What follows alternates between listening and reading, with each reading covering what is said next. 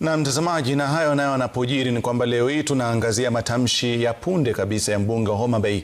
Town Peter Kaluma aliyeonya mrengo wa Linda Mwananchi uliokuwa ukizuru kaunti ya Homa Bay kwa mikutano ya kisiasa. Naam, kwenye kanda hii ya video iliyo kwa lugha ya Kiluo, Kaluma amesema kwamba wale wasiunga mkono serikali wakabiliwe na haswa kuelekeza maneno makali kuhusu mikutano ya Linda Mwananchi.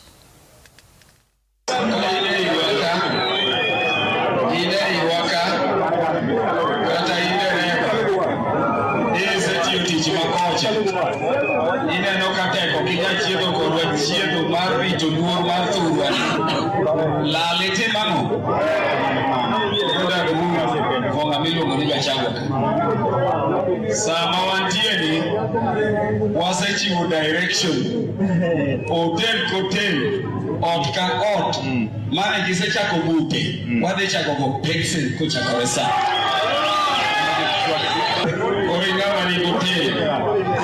ahinya Homa Bay Town constituency ka nyaki ng'e maler jomoni ni hoteli jobiro kalo gi ng'ano to tende no be wanyakalo go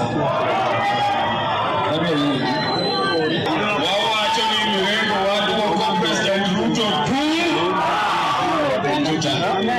alikamuka medungini